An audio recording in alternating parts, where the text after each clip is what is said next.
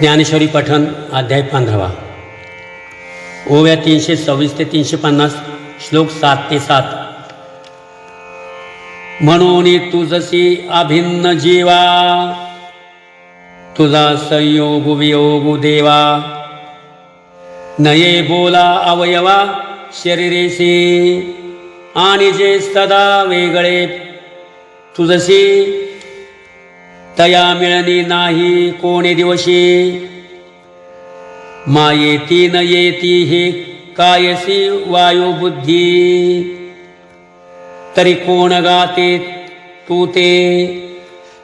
पावणी न येते माघवते हे विश्व तो मुखा माते बुजावीजी ये आक्षेपी अर्जुनाचा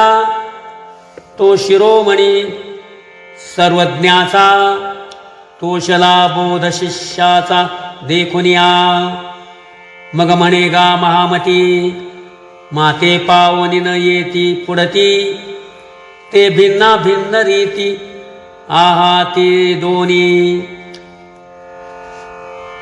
जय विवेका खोले पाहिजे तरी हे तेची ते सहजे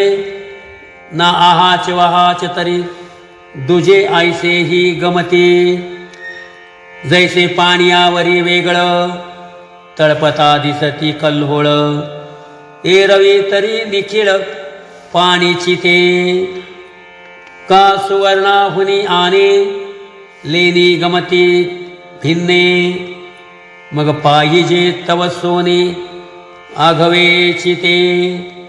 तैसे ज्ञानाची आदिठी मजसी अभिन्नची ते किरीटी येर भिन्न पण ते उठी अज्ञानास्तव आणि साचोकारेने वस्तू विचारे कैचे मज एकसी दुसरे भिन्ना भिन्न व्यावहारे उमसी जेल आघवेची आकाश सोनी पोटी बिंबची जई आते खोटी तै प्रतिबिंब उठी के रश्मी शिरे का कल्पांतीची या पाणिया काय ओत भरिती धनंजया म्हणून कैचे अंश अविक्रिया एकामज परी ओघाचे मिळे पै ओघाचे निमेळे पाणी उजू परी वाकुडे झाले रवी दुजे पण आले तोय बगे व्यम चौफळे की वाटोळे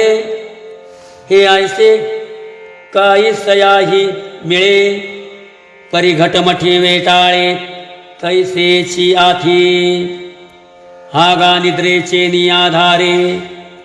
काय एकलेनी जगन भरे स्वप्नेचे नि जै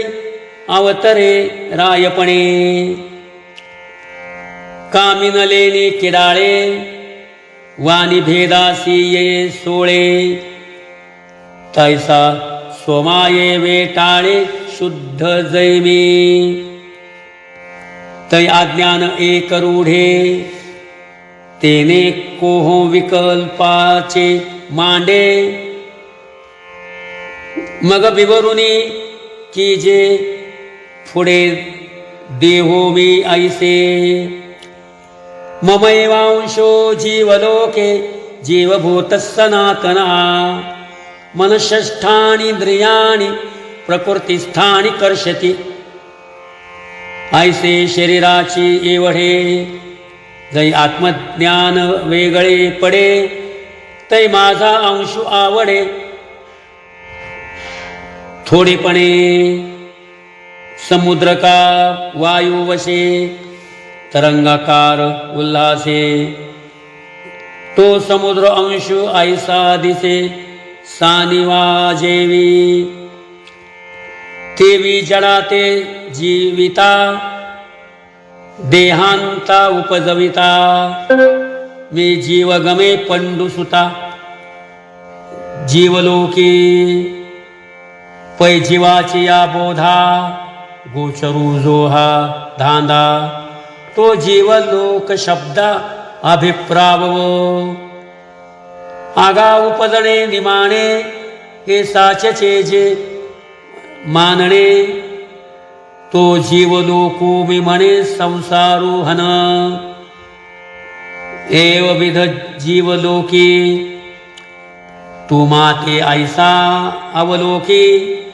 जैसा चंद्रुका उदकी उदकातीत पै काश्मीराचा रवा कुंकुमावरी पांडवा आणि का गमे लोहिवा तो तरी नव्हे तैसे अनादिपण नमोडे माझे अक्रियत्वन खंडे परिकर्ता भोगता ऐसे आवडे